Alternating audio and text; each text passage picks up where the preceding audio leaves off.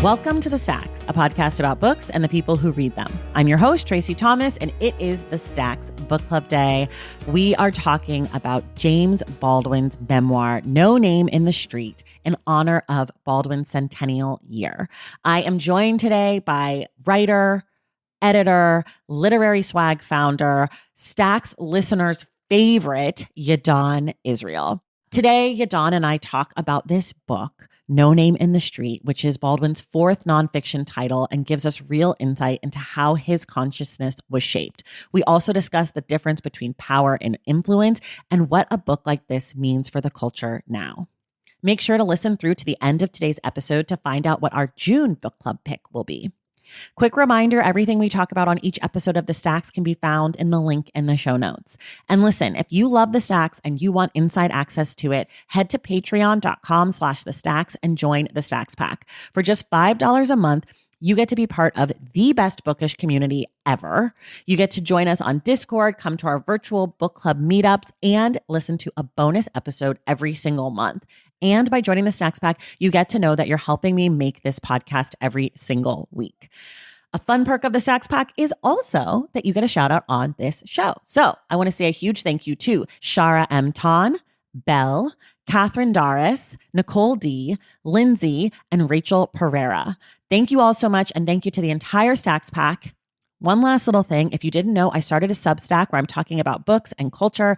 And if you want to check that out, you can go to tracythomas.substack.com.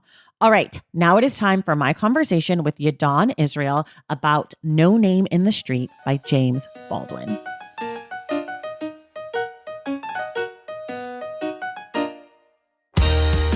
All right, everybody, we are back. We are joined again for the Stacks Book Club Day by senior editor at Simon & Schuster, Yahdon Israel. Yahdon, welcome back. How you doing? Good to be back. Glad to have you. Right on. We are doing James Baldwin. It is his 100th birthday year this year. He would turn 100 this year. So lots of folks are talking about James Baldwin. We here at the Stacks for the book club are talking about No Name in the Street. This is the B-side. I was going to say, this is not the one. We have done one James Baldwin book before on the show. Our third ever book club pick was Giovanni's Room. And then for 6 years, we have done no James Baldwin. And now we are back. People at home, we are going to spoil this book. You can't spoil it. It's nonfiction. It's about his life. But also, in case you haven't read it and you don't want to know anything, go read it and then come back. But honestly, It came out in 1972. It's about his life. Mm-hmm. I don't know. Anyways. We always start here for book club. Yahdon, generally, what did you think of this book? And also, I will ask this. Have you read the book before? And if so, how many times? I read this book.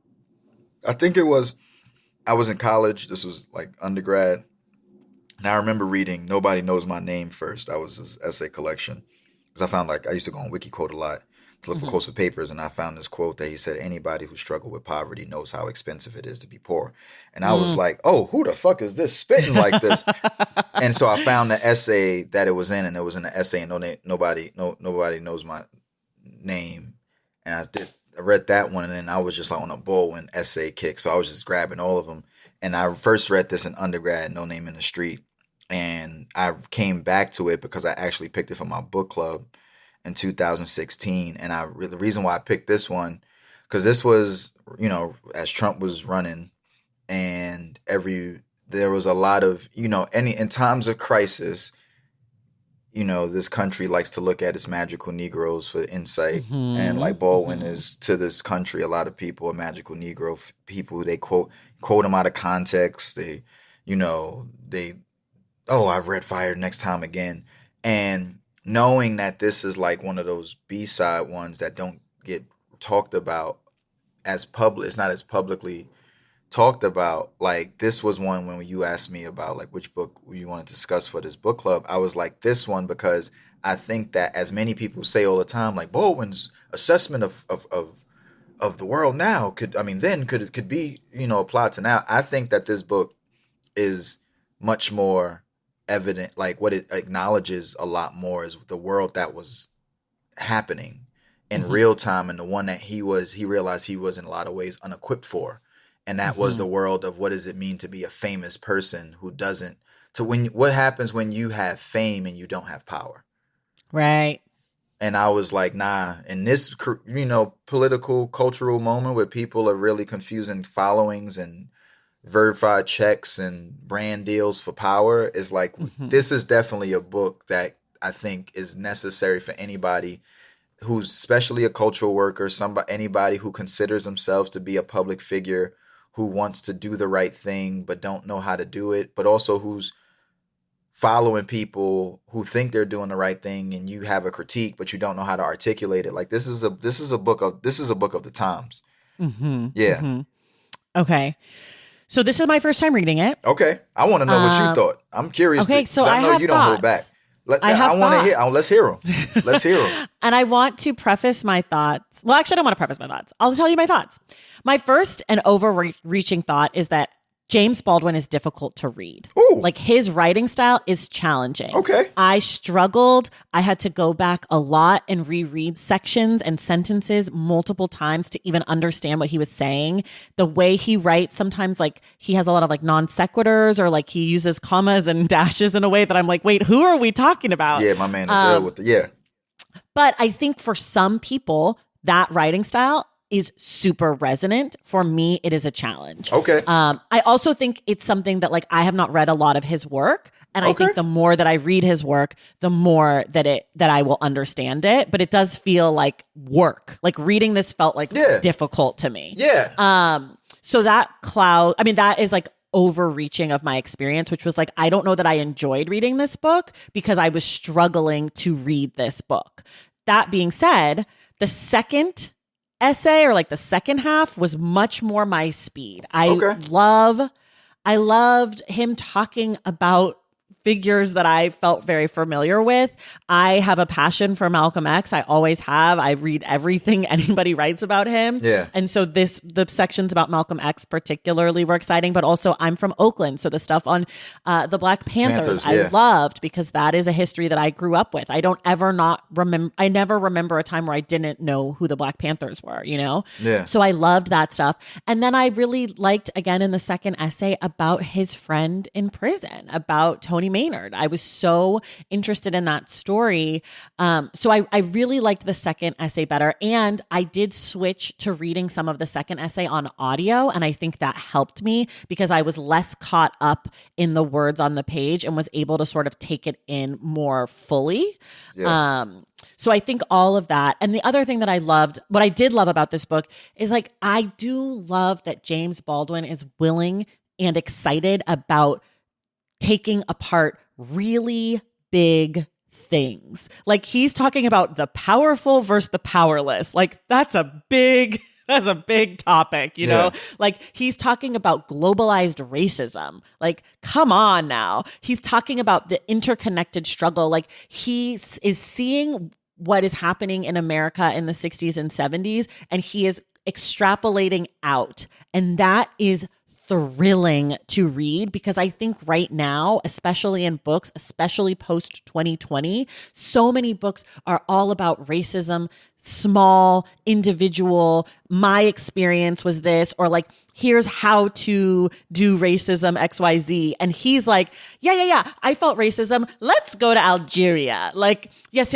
No, this was difficult for me in the American South, but like, when I was in France, or like, also these people, or also Israel. And I'm like, I love that he was doing the big shit always. And that's like, that was really like enjoyable and exciting and provoking for me. So it's sort of a mixed bag on how I felt about this book, but I also think in talking to you, you're going to convince me to like it even more.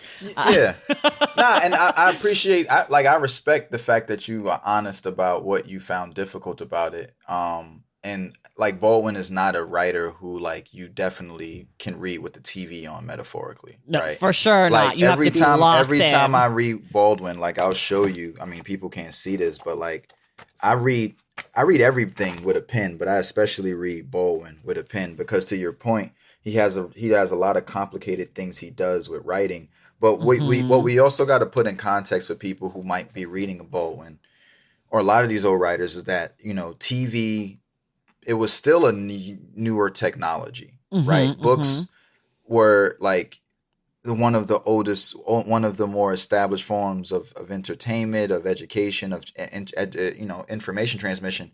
So part of what you're also engaging with is the stylus in Yeah. him, right? And like what he wants to do, as I understand it, is like the way he uses the M dash, right? Is like he's doing what I heard one of my dudes was a poet, David Tomas Martinez, explained that like what poets try to do on the page is what artists do with their voices when they sing.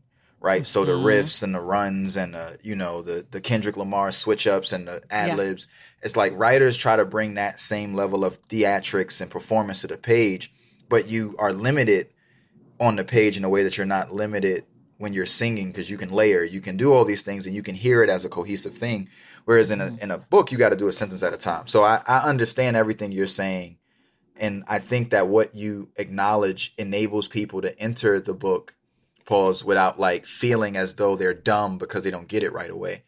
This is somebody you're supposed to, like when I read Baldwin, I sit with it, and I don't necessarily read through it in one night. Like his books Yeah. are, especially his essay collection, like this is a less than a little bit under 200 pages, right? But I say this to say, like, for anybody who wants to like understand this, like the basic synopsis of this book as I understand, and you can tell me how you understood it, Yeah. is basically his friend. What kicks this book off is his friend gets arrested for a crime that he apparently didn't commit. I'm not quite.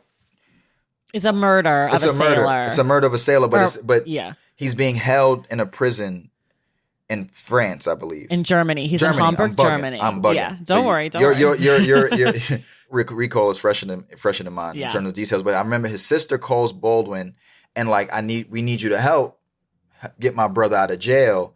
And the entire book is really like a foil of people are expecting him that because he's a celebrity, he's famous, that he has a kind of power that he doesn't have. And I think that what he shows, and I think one of the first thing he shows, and was when I said earlier, like, what is fame without power? It's what we call influence, right? Yeah. Like people who don't have power have influence because we need to influence those in power and who have power to do things.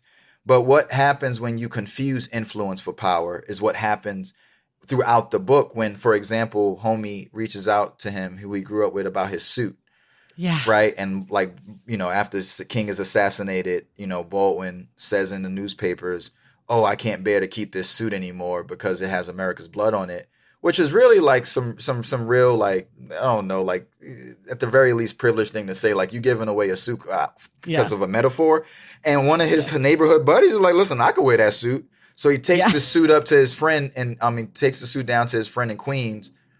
But because he can't catch a cab, because he's still black in Harlem and it's still late 60s, early 70s, a limo comes to pick him up, right? And so he pulls up to his friend's house in a limo, trying to not make it look like anything has changed, but it's like, dude, you have a kind of level of access that the average person doesn't have, and that does mean something. Now, for Baldwin, it's like, it doesn't mean what I know it suggests, but at the same time, and this is why I really fucks with him, is because he has what I recognize very few contemporary writers have, is self-awareness and the ability to critically examine himself and go, yeah, I was on some bullshit.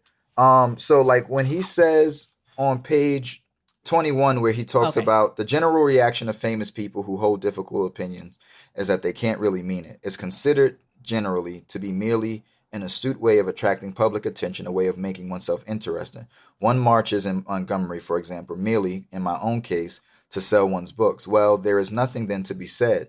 There went the friendly fried chicken dinner. There went the loving past. I watched a mother watching me, wondering what happened to her beloved Jimmy, and giving me up. Her sour suspicions confirmed.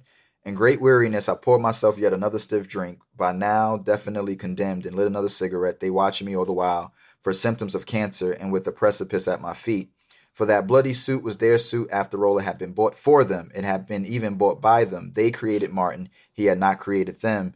And so the distance between us, and I had never thought of this before, was that they did not know this, and now I dare to realize that I love them more than they love me.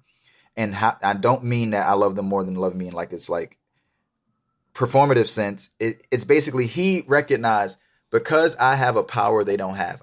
Even though I have fame, I know how much they make. They don't know how much I make. They don't know Right. what my interior life looks like. And I had not done, as Baldwin lays out here, he had not done the work to make the real connection that existed as a shorthand when you encounter a celebrity, right? And as Right. a celebrity, he understood that while he lamented the position, he realized that his onus to present himself as a full-fledged human being was his responsibility altogether. And the challenge of that is like when you think about this contemporary landscape where you have influencers who talk about being real people, it's Mm-hmm. only sometimes talked about when they make the faux pas in public and then get Mm-hmm. dragged on the internet and now they want to be a real person. But Right. prior to that, they're very fine with presenting themselves as a brand because it looks cool and it gets them invited to cool parties and it gets them to Right. take pictures with dope celebrities and it gets them the brand deals and all these things. And what he's realizing is like, you can't have this shit both ways, right? Like you Right. can't, if you're going to be a real person, there is a real price for making certain kind of political, cultural, when you draw a line in the sand, you have to stand on whatever line you drew. And one of the difficult things about being a public figure is because you represent so many things to different people, you can conflate your personhood for your position. And like, that's one of the things Mm-hmm. he says. And I think that like, that's what I found profound about it is that it's highly existential what he's dealing with because fame was also a relatively new concept in the 70s. Right. And it meant something different for a Black queer man to be famous in the 1960s and 70s than maybe it does now for an influencer now, where like you're able to make your own platform, and if the audience comes, Right. you can leverage that. Whereas like back then, he was the chosen one for Right. all intents and purposes. And so like there's some part of that too that I feel like he's grappling with, which is like not only that he has this like sort of responsibility, but also this power or not power influence, to your point, is that also, why him? Right. How him? Like I think he would say, like I'm good with the pen, but I think like a lot of people are good writers who don't end up becoming James Baldwin, who we don't celebrate 100 years later, like their birth, So like why him? How him? I think that's something that he's certainly grappling with in the book. Well, you talk about Malcolm. I want to honor your love for Malcolm. I love Malcolm, Yes. as well. And I think that like I think why him? I think there's a lot of people who, and I was one of them. I count myself one of them who wanted to be the next Baldwin, whatever that meant, right? Like, and we got to see a bit of that. If you look at what happened with Ta-Nehisi Coates when Between the World and Me came out, and Toni Morrison, was like, this dude is filling, this book is filling an intellectual void since Baldwin left. People misheard that, and then like we got to see what the dark side, right, of what the price of what it means to be in that kind of position. Because what we get the benefit of doing, people removed from that context, is reading Baldwin out of historical context. So we get to just live with the words, not with the on the ground thing. And when I want to bring you to page like 92, where he's talking about Take me there. Baldwin, when he's talking about Malcolm, and he says this, like he has this brilliant insight about Malcolm. Oh, about him becoming a saint later? This 97 where he says what made Malcolm unfamiliar and dangerous was not his hatred for white people, but his love for blacks, his apprehension of the horror of the black condition and the reasons for it, and his determination so to work on their hearts and minds that they would be enabled to see their condition and change it for themselves.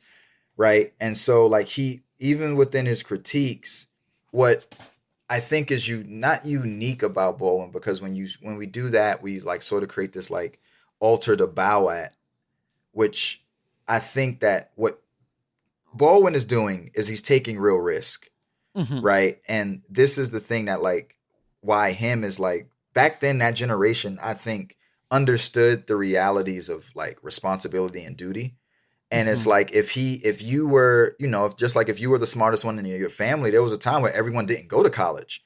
So if you was the smart one, you were going to college, but you then were responsible for making sure that college degree benefited everybody. Everyone. right? Whereas now we're much of a culture, like when you said it, it's about the me thing. There's not this sense of a larger responsibility to people you don't even know, Right. right? And so it's like the fact that he could have had that damn suit mailed to his friend, but Hmm. I got to go take this to my friend, right? Like, you know, when Hollywood reaches out about the Malcolm X, I'm going to take it on, not necessarily because I might want to. I might not even know how to do it, but I understand the importance of preserving this man's legacy because of what he represents. And I'm not Right. saying that like there are enough culture workers to understand this. I think that the performativity of that labor Hmm. robs the price of what that labor really means. And what we see is that you don't get a life unto Yeah. yourself. And that's really what you're giving up. Like you're like this fame, quote unquote, comes at the expense of his own ability to, like you said, to self-determine what Baldwin wants to do only for Baldwin. He has Right. to like no, he part of his understanding of his legacy is like, you know, I got to make sure I'm keeping the record at the expense of being, you know, followed by the FBI and those things. And this, you know, now is some people find out they get told by and they get shadow banned by Instagram for a weekend and they stop their shit. So like Right. it's Right. the stakes are just really different. Yeah. Okay. Let's take a quick break. Valentine's Day is upon us, and I've got love on the brain. Love for books. Duh, of course. Hello. Did you forget what podcast you're listening to? I love bringing you all great reads, exclusive author interviews, and behind the scenes book gossip. But I can only do that with your support over on Patreon and Substack. Our Stacks Patreon community, also known as the Stacks Pack, is where you can go for book club meetups, a private, very active Discord, and a year-long mega reading challenge to help you achieve all your reading goals. Plus, you also get that monthly bonus episode. Now, over on the Substack, you can subscribe to my newsletter, Unstacked, where I keep the book conversations going. I also give you a healthy dose of sports and pop culture, definitely some hot takes happening over there. And again, that bonus episode. If you don't have a few dollars to spare, don't worry. There are free options on the Substack and the Patreon to get you a little extra Stacks magic. Making this podcast is a total team effort, and by supporting my Patreon and my Substack, you allow me to support my amazing team that makes the show possible every single week. So if you or your friends are looking to meet other book lovers and support this indie podcast, come hang out with me on Patreon, Substack, or both. I would love to have you. And since we're talking about love, you can gift subscriptions to the Patreon and the Substack for that special reader in your life. For the Stacks Pack, head to patreon.com/thestacks. And for the newsletter, head to tracythomas.substack.com. And also, there are links to both in the show notes. Okay, see you in the Stacks. All right, and we're back. Part of getting to become a public figure is that you have, like, a part of you is no longer private. You are public. You are a public person. Right. And I think also what's again interesting about him and about his positionality in history is that, and he talks about this, he talks about the revolutionary versus the artist and like how sometimes they're at odds. But I think what's really interesting is that this book's, and also, you know, if you saw the documentary, I'm Not Your Negro, which covers a lot of the stuff that's in this book, he is positioned alongside some of the most famous revolutionaries because he was in conversation and in contact with them. And so I think like that juxtaposition for, you know, I guess it's like a bit of dramatic irony for the reader of like, we know what happens to all of these people, right? Yeah. We know that Malcolm X is killed. We know that Medgar Evers is killed. We know that Martin Luther King is killed. If you Google, you know what happens to Tony Maynard. And we know what happened to James Baldwin. And so I think like that is also part of reading this is like reading it after the fact, we have a context for all of this and an understanding of like what it means to survive, what it means to be the one who gets to write the story, who gets to tell the story. I mean, you know, famously, the autobiography of Malcolm X was, you know, told to Alex Haley, but he was assassinated before the book comes out. So even like his own story that he was telling, you know, he doesn't get to be truly the final author of his story. And I think like James Baldwin has, again, that responsibility to others because he is getting to write these books. And you know, he is alive when the books are coming out. He has not been assassinated. But he carries that responsibility of these people that he knew and loved and respected. And also he carries the responsibility of the people that he knows and loves and respects who were not assassinated. Right. So I just think like, again, this like balance of public and private is just so, you know, like to your point, is just so powerful. And the way the responsibility plays into it is very palpable throughout the book. I'm curious to know for yourself, like that area where he starts to talk about his beef, man, you know. With George Schuyler? No, with Elridge Cleaver.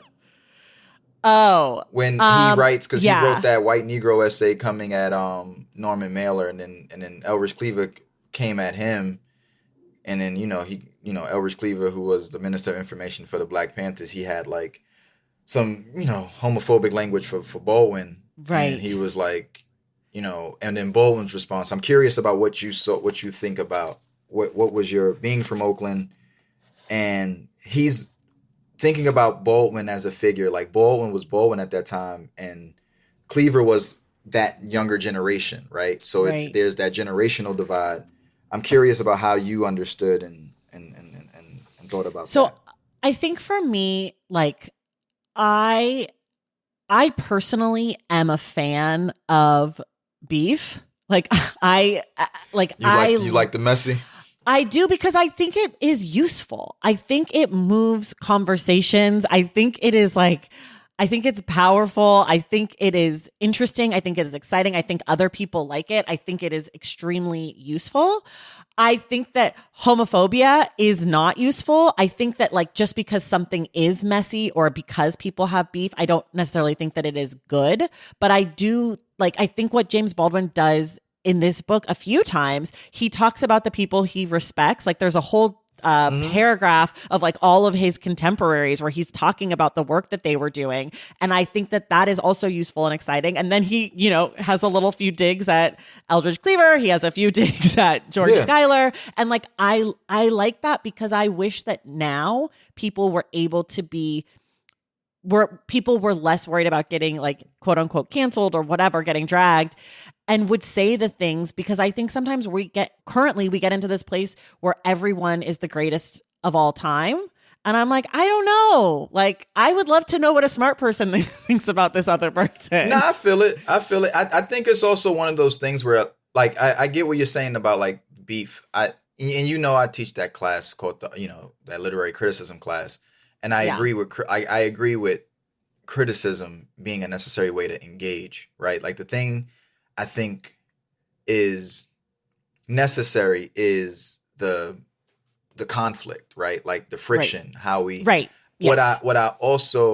What I recognize, and it's why I even am very like, I don't openly talk about books I don't like, because I know that I'm often not talking to a audience of people who understand how to have that conversation. Yes. And it's like privately I'll have those conversations, not because I'm afraid of smoke. It's because I'm not making the assessment because I'm looking for smoke. I'm making the assessment because I want a conversation. But yes, you learn that people are not necessarily hearing what you're saying. They're responding to what they believe you're saying. And when you are talking to somebody and you've made a very specific assessment and they're choosing to make your assessment mean something else, then it's like, oh, well, if you don't like this, then you must be that. And it's like, I never said I didn't like it. And it's like, but you said that, we get, what happens is it gets further and further from the point. Right. And everything about like what you're saying, it resonates with me.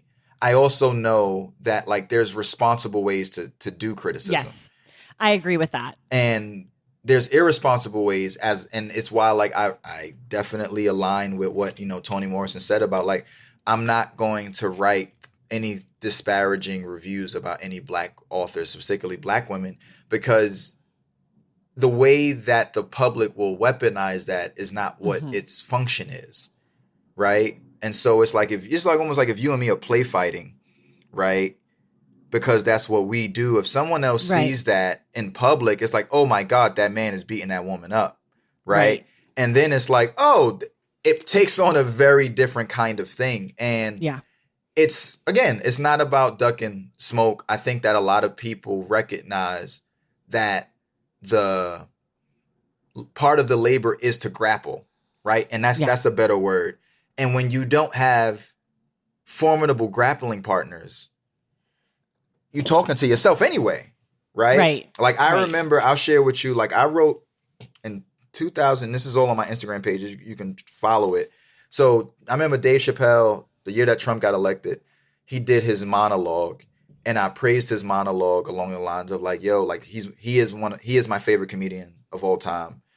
Have a deep respect for his craft as a comedian. And even when I say that, right, I'm even feeling compelled to say I don't, I find his transphobia to be problematic, which I do. But what by saying that he's my favorite comedian doesn't mean that I endorse the politics of his jokes.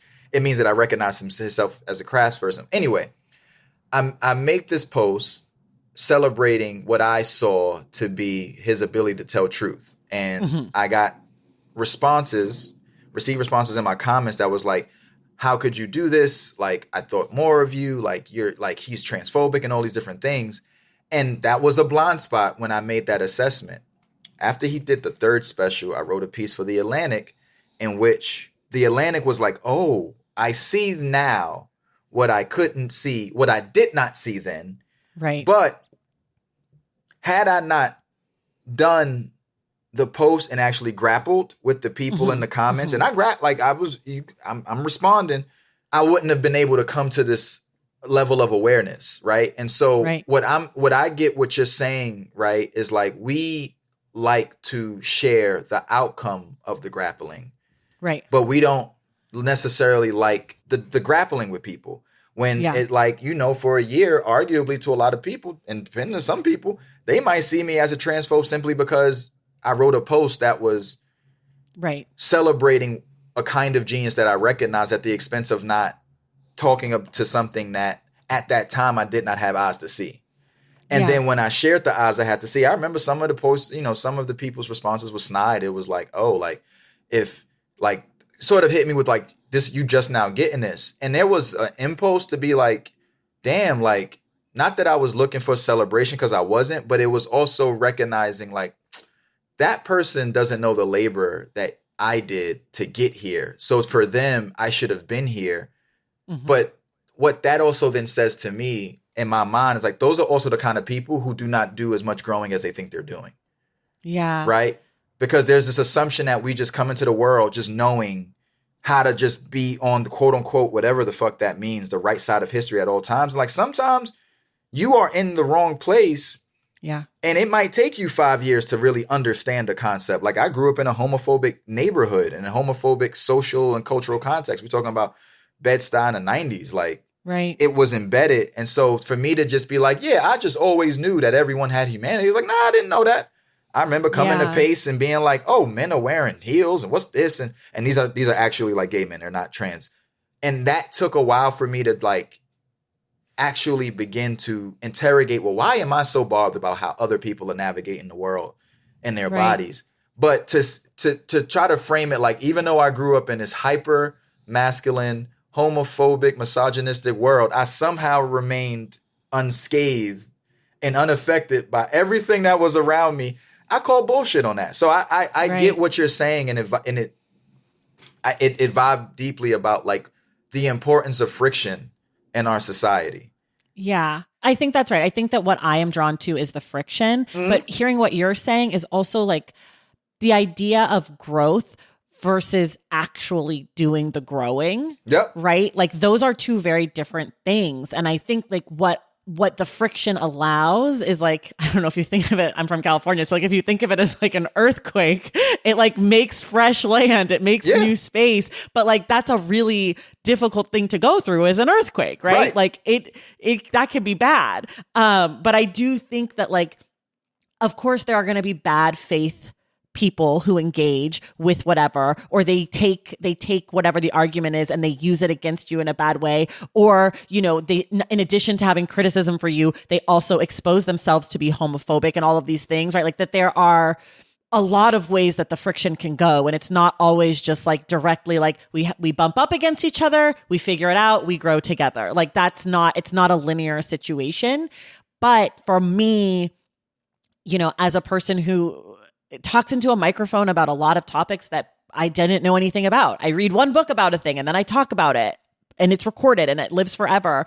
That I know how difficult it can be to grow in public and to grow, in a way that is like extremely, I feel extremely vulnerable sometimes when I have to have these conversations, right? And like, I know that I fuck up and I know that people talk about me in the DMs, like behind my back. And I understand that. And also I know that I do feel really privileged to be able to do that too, right? And like, so I appreciate friction because I know what it has done for me. And I know that it has changed how I think about not only art, but just like the world and other humans. But I also feel like there's a responsible way to do it, and being like a prick about it is not like the best way. So not every bout of friction or beef is good, but generally I am team let's fucking go. I'm with that too. The thing, and like we come back to it is really is like people don't want the smoke that they think they want. Yes. Either. And so it's like, that's what I mean is when you recognize that like everybody ain't worth that labor. Because grappling and friction, it's like being in a relationship with somebody. There's a lot of trust that needs to be established, right? For me to, and equal respect. Like I don't even, I have to know you, and I want to make sure, like I'm honoring honoring your format by like making sure I bring it back to the book as much as possible. But I want to use this quote as a way to continue to deepen this conversation we're having about the grappling. When he talks about the beef he had with Eldridge, one of the things I appreciate about him, he talks about Eldridge coming out. This is page 172. And he says that I think that it is just as well to remember that the people are one mystery and that the person is another. Though I know what a very bitter and delicate and dangerous conundrum this is, it yet seems to me that a failure to respect the person so dangerously limits one's perception of the people that one risks betraying them and oneself, either by sinking to the apathy of cynical disappointment or rising to the rage of knowing better than the people do what the people want. Ultimately, the artists and the revolutionary function as they function and pay whatever dues they must pay behind it, because they are both possessed by a vision and they do not so much follow this vision as find themselves driven by it, right? They don't follow the vision, but they getting pushed into the, otherwise they can never endure, much less embrace the lives they are compelled to lead. And I think we need each other and have much to learn from each other, and more than ever now. And so when you talk about that friction, you talk about that beef, I recognize what you're talking about. It's that shield, steel sharpens steel, right? It's that I know that you have something of value to give, so I'm going to give you the space to share it, even if it runs up against and makes me uncomfortable. Right. And the question is like, is the person a worthy adversary? Right. That's like really, James Baldwin is not going toe to toe with every fucking buddy. He's like, I'm going to write a book about Richard Wright. Right. Because he is worth it. It's certain people who deserve that they deserve the smoke, and other people, even in rap battles, right? Like, part of the respect is the fact that you even get your name mentioned. And what I would say when you think about this generation and not just this generation is like whatever number or letter we're on is millennial. No, it's not that. It's about like this. It would be more this social landscape where anybody can kind of tune in, right? It's almost like if you're watching a boxing match and then people just start jumping in the ring. And it's like, all right, and Mike Tyson just knocking all these people out. But it's like he don't get paid. He doesn't get a championship for knocking that person out.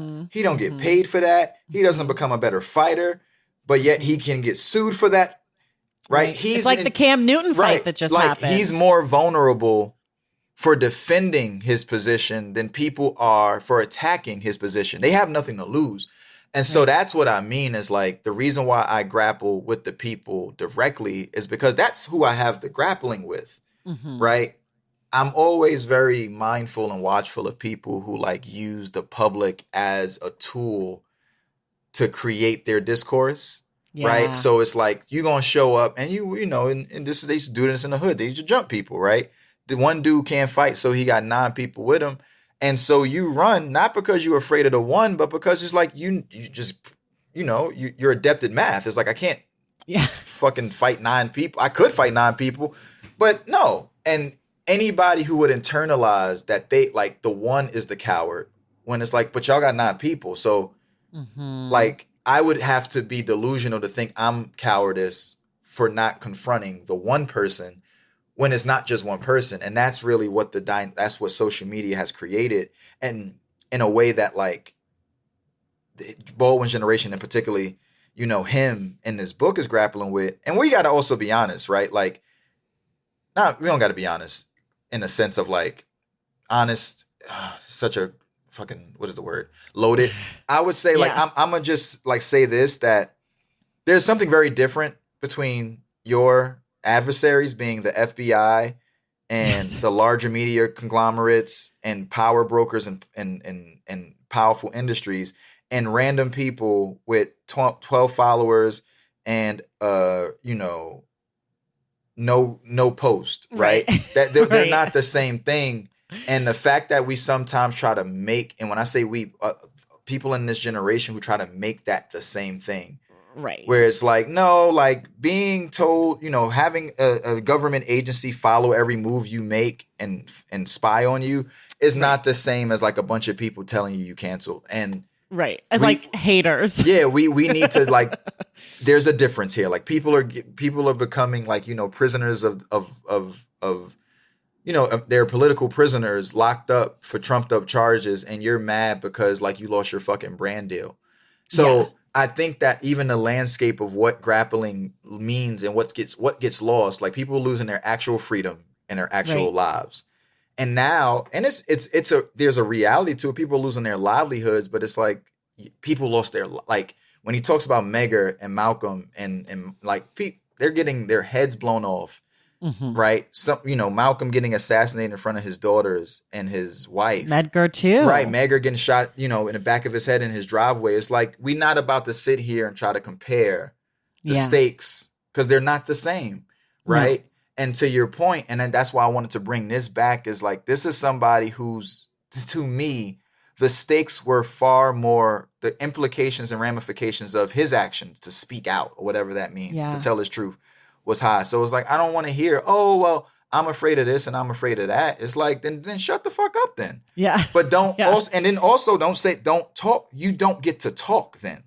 Yes. Like totally. And it's sometimes, and I'm learning the fucking value of just shutting the fuck up sometimes. It's very powerful. It's a powerful thing to shut. And he says it, I'll give you, just to bring it back to the book again, he has a brilliant quote. And that's one thing this man got, is he got bars. He's got quotes. He got bars. Like the man, it's like if you want to think, like he is the Fabulous of the literary world. When you think about Fab, Fab raps for Instagram. He knows that everything he says is going to be a caption.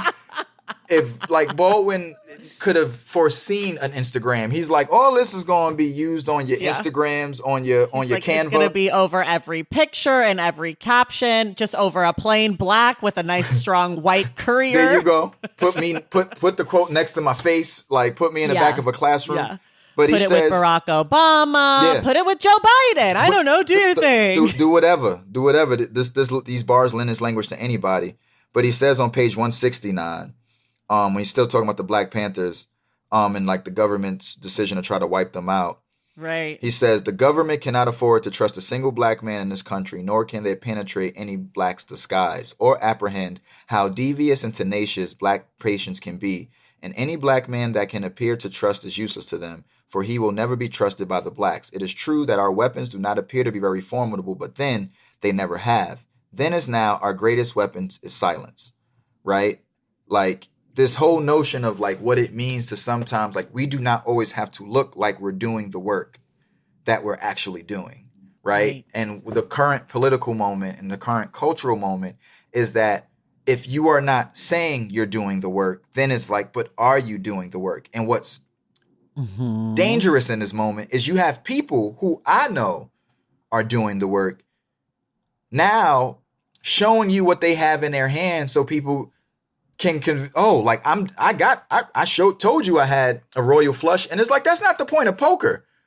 Right. You don't win by letting people know what you have in your hand. You win by playing the game. And like, now I'm just watching really good people betray their own principles and integrity to convince a bunch of lames that they cool.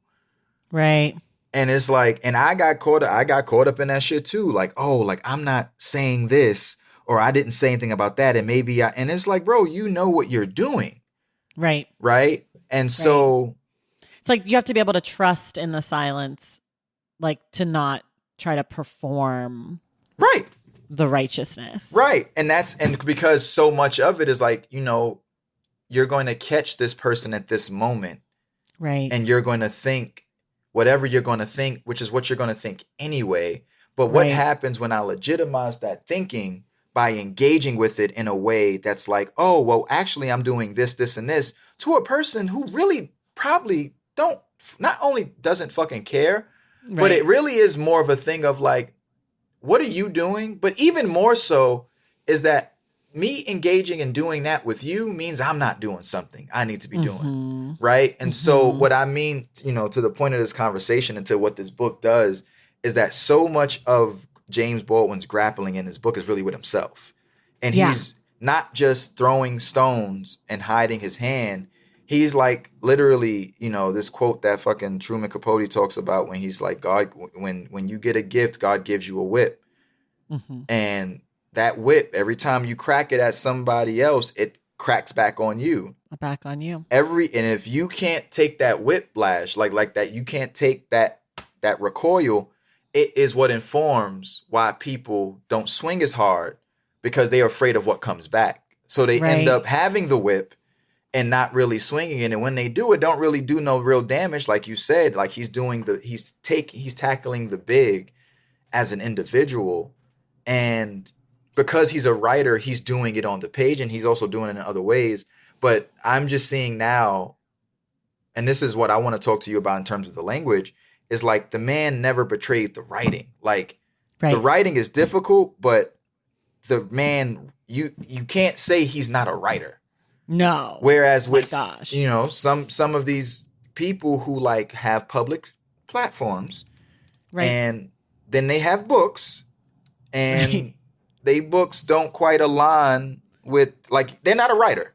Right. And I think like, okay. And to this point, and I think this is what he talks about in the book, in the Eldridge Cleaver section, where he talks about the artist versus the revolutionary. Yeah. Not everyone is a writer. There you go. You know, like, as an editor, I appreciate, you know, say that louder for the back. I say this all the time because people are always like, when are you going to write your book? And I'm like, I'm not a writer. I have to write things, but not only am I not a good writer, I do not enjoy writing. Writing is not my passion. I love to talk. I love a performance. I love to think about things, but writing, that's not how I express it. That's not the bag. Yeah. But I think that that's so interesting with this book, because he, again, is at the height of his, you know, of his skill. He is coming into his fame. He is a person who people believe can have influence, who people believe has power, though he himself does not believe he has power. And in the grand scheme of like James Baldwin versus the FBI, has no power. But I think like he's talking about what can a Malcolm X do? What can a James Baldwin do? And those are different things. Like people always say like the writer, like the pen is my sword. And like, it's a little overplayed, but I think like in this sense, the reason the revolutionary and the artist are at odds is because their tools are different. Their methods of engaging are different. But I think I would argue now, at least like, you know, in this current social landscape and in the last, I guess I'm old. I was gonna say 20 years, but I think I mean 40 years, that like the artists have taken over a lot of the cultural public imagination in a way that like we don't have these same kinds of revolutionary figures that are known and household names in the same way that artists are. And so I think that that's like something that I really took from this book that I found interesting, was that, like, you know, flash forward 50 years from when this book comes out, and you know, Martin and Malcolm and Medgar are still, you know, Martin, Malcolm and Medgar, but like there are so many writers who have at least no one is Baldwin, but there are people who have tried, who have had the opportunity. And I think that that's just like thinking about how maybe art is in some ways more controllable or palatable than individuals who become, you know, political and cultural revolutionaries. Yeah, and and coming back to your point, is one of the difficult things about even what you said.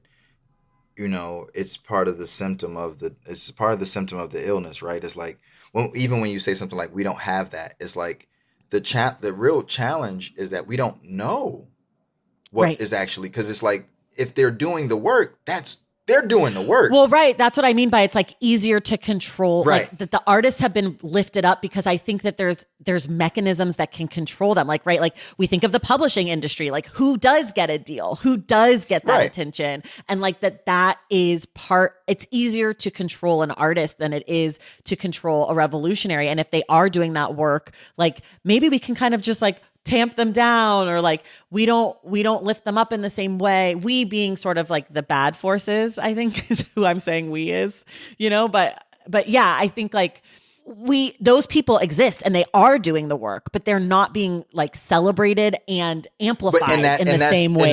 And that's the point, is like you don't do the work to be celebrated or amplified, right? Right. Like right. That's not the why behind the revolutionaries' work, but in the past we have had figures like Martin Luther King, who was doing the work and was amplified. And got a bullet in his brain, right? And had a heart that was like twice his age. I'm saying this to say is like that everything you're saying is to me is like what I assess to be the issue is like you have people who call themselves writers, but they're not committed to actually writing.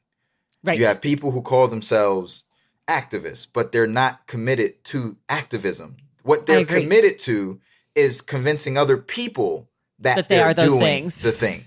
They're not committed to doing the thing. So when you ask them about the things they do, they really can't even tell you very simply what they do. They can't describe it to you. They can't give you a methodology. They can't give you framework. They can't give you philosophy. They can't give you tangible things to lay out. And that's something very different. And this is the hard part, from people who are doing the work, who have no concern with getting invited to a Times dinner or getting invited to the, you know, getting a national, you know, NAACP Image Award. Like none of these things matter to the people who are actually doing the work.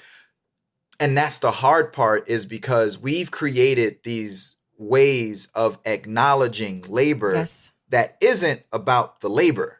Yes. And then people, this is what, you know, we all fall victim to. There's times where I've like, as an editor who knows the work they do to get the books out, and there's lists that I don't care about. But if I don't see a Temple Folk or a Soil or any other book, you know, on the list, I feel a way. And then I have to like immediately reel your shit back in, bro. Like this is not, you did not do this for that. You did this for the reasons you did it for. And what I am blessed to have is that ability to self-correct moments when I am out of step. And what I mean by, in addition to community, but one of the things that like I love about Baldwin as a writer, but also with this book, is like, this book is about a failure. And what I mean by that, his friend is still in jail by the time the book ends. Yeah. Right? And for everything he tried to do, all the connections he tried to pull to help his friend's situation, it's like you learn, it's like, I'm barely able to keep my shit afloat.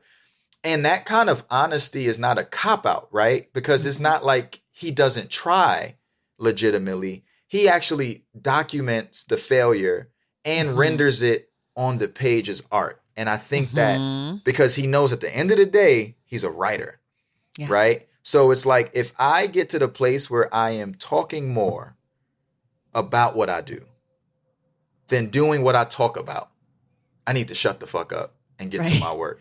And that's Right. that's what I really like. I give this book to people a lot who say that they about the shit they say they're about. Mm-hmm. It's like, here's what it looks like. And part of what you said, you know, even if I take your reading of this book to be a metaphor, is like, it's difficult. The shit don't resonate quite immediately like the way you want it to. Mm-hmm. And then you kind of stumble through that second part. And then there's a moment where something kicks in and then you're able. But if you had not, Tracy, committed to the labor of the hard first half, you don't get to get that second act where it's like, oh, I know this stuff. I recognize it. And that to me is that's the beef. That's the grappling. Like, grapple with the page. Grapple with your shit. Yeah. Wait, before because we're like out of time. Before we go, I do want to say one thing for listeners of this show and people who have been with me for a long time. You know, when you get to the end of the book, there's the little epilogue about Tony Maynard. And at the time of the book's publication, or what's the time that he finished writing, well, I guess both, Tony Maynard was at Attica. Yeah. And he was there during the Attica prison uprising, which is a topic that is one of my personal obsessions. We have done Blood in the Water on the show. We talked to Heather Ann Thompson. It is the book that made me start this podcast. So I did squeal in excitement for this tie-in to the Stax history with the American history of one of my most important and one of the most important historical events, I think, in modern American history. I love it. Like that's dope. I just loved it. And for people who don't know, Tony Maynard is eventually exonerated. His conviction is tossed out after the third trial, and then the prosecutor in 1974. So he ends up spending, I think, 6 years in prison for this crime he did not commit. But the fact that happens 2 years after the publication of this book just speaks to like what the work is. Yeah, and that he was willing to publish the book without knowing. Right. And that's that's a humble thing to do. That's the work, right? It's like, you don't fight because you think you're going to win. You fight because you ain't about to get just, you're not about to get ragtag. Yeah, and he has the line in the book where Tony's like, I didn't do it. On my soul, I didn't do it. And he said, well, on my soul, I'm going to get you out. And when the book comes out, on his soul, he has not done that. Right. You know, like, again, like that it's a failure and that he's willing to publicly acknowledge present that part of himself failure to us. Yeah. I mean, it is, I think anytime someone is willing to admit failure publicly, I find that to be brave. I don't know if it should be, but given the world that we live in, and especially as a Black person, as a queer person in America, especially in the 60s and 70s, like to admit failure publicly in a document that people will be reading, if you're lucky, for decades to come, which I think, is the case here. Like, that's brave as fuck. Like, I'm like, I hope some of these episodes of the Stax disappear because I was wrong publicly. But it's that when what happens when we don't show process. Yeah. And linking I know we run out of time. So the last thing I'll say, like linking Baldwin's way of writing on the page to how I do my editorial work is I'd spend a lot of time documenting in real time the process of publishing. And one of the things we celebrate, right? Like, my claim to fame in this industry is my first book got nominated for a National Book Award. It didn't win. So we are celebrating a failure. Sure. I'm not saying that I don't feel like I'm a failure, but what I'm saying is there is a high capacity for how we regard failure. And sometimes we don't think about it like that. Michael Jordan played 17 years. He won 6 rings. He lost 11 years of his career, but we don't frame it that way. So failure is an indicative part of how we navigate. But when you don't have an appetite for failure, then you really don't get to benefit from the fruits of success. Right. Well, and it's one thing to fail privately and it's one thing to fail publicly. Right. Well, I think for people who think failing means something other than it's all a part of the work. When you working, you don't care about how you look to anybody, right? Like you focused on the work. So to your point, public or private, for the person doing the labor, it's like the labor is what's important. And that's the shift is like people care about, okay, how do I look? How do I present? Even when people present their L's, it's like they present the L, but the W they only present it when the W's on the other side of it. Right. It's not yes. And and this is why I'm saying the documentation is like, I've been celebrating L in the grand scheme of publishing because it's like, the book got nominated, but it's still a win for me because it's like I said it was going to do what it was going to do. But anybody who's objectively looking at it is like, but the book didn't win. And it's like, well, I didn't say the book was going to win. I said the book was going to get nominated. And I have learned to take joy in the L's. Yeah. And that's really that, to your point of humility. It takes a lot of humility. It takes a lot of the discipline and a lot of faith to know that the L's really, in the grand scheme of things, are what set up the capacity for other people to radicalize themselves in a sense of taking more risk in areas where if they don't see a W immediately, they don't even try. Yeah. Right. Yeah. And it's like, nah, come catch them L's. Like, yeah. No, totally. We always talk about the title and the cover. I don't think we have to talk about the cover because there's so many covers of this book, and I find I don't even know which one is the original. I have the vintage one. It's definitely not the original. I got the same one as you. Yeah, but I don't really care for these covers. But the title, yeah, the title I love, and it's No Name in the Street, and I love that the like little epigraph is His remembrance shall perish from the earth, and he shall have no name in the street. He shall be driven from light into darkness, is chased out of the world. I mean, listen. Job, who knew? Right. I don't know. I just really like the title. I think it is provocative when you see it. Mm-hmm. I like it. It has a good ring to it on your mouth. No name in the street. I don't know. It's a good one for me. Yeah. On my end, what I love about it is that it's like, if you're from the hood, when somebody says you got no name in the street, it means you ain't got no motion. Like your name don't ring bells out here. Right. Yeah. So it's like who are you? Oh, my name is Yahdon. Who the hell is Yahdon? Right? It's a way of saying like whoever you are and what that means in the street. If you're not out in the streets, it means nothing. Right? Prove it. There you go. And that's that friction. That's that friction. And it's like, you got to prove it to me. And I think that is a great way to even think about how to allow yourself to engage with people who, oh, you don't know who that is? Who is that? Mm-hmm. Oh, that's so-and-so. Okay. So-and-so got to prove to me who they are, right? Mm-hmm. Like that name don't mean nothing to me until you show me that name means something. And too often we look at names and we go, oh, I can't do that because that's so-and-so. And it's like, yes, what does that mean? I don't know, but it means something. And so we give these names a lot.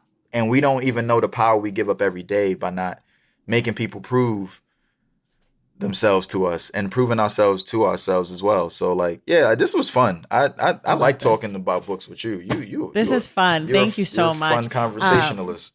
So are you. This was such a joy. I feel like we got to do this definitely again. Nah. This is wild. This is wild. Everybody else, thank you so much for listening. Listen to the end of this episode to find out what our June book club pick will be. And thank you to Yahdon and everyone else. We will see you in the stacks. See you in the stacks.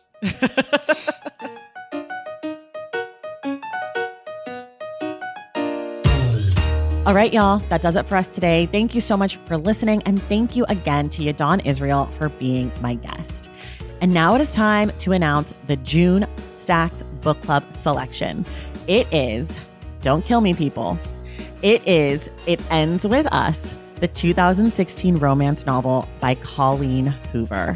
This promises to be a hilarious, chaotic, and hateful book club conversation full of hot takes. We will discuss the book on June 26th, and you have to come back and listen on June 5th to find out who our guest will be. Also, if you want 10% off this book, go to repclub.com and use the code STACKS10 to get 10% off It Ends With Us. If you love this show and you want inside access to it, head to patreon.com/thestacks and join the Stacks Pack, and check out my Substack, tracythomas.substack.com. Make sure you're subscribed to The Stacks wherever you listen to your podcasts. And if you're listening through Apple Podcasts or Spotify, leave us a rating and a review. For more from The Stacks, follow us on social media at The Stacks Pod on Instagram, Threads, and TikTok, and at The Stacks Pod _ on Twitter. And you can check out our website, thestackspodcast.com. This episode of The Stacks was edited by Christian Duenas with production assistance from Lauren Tyree. Our graphic designer is Robin McCrite, and our theme music is from Tigirigis. The Stacks was created and produced by me, Tracy Thomas.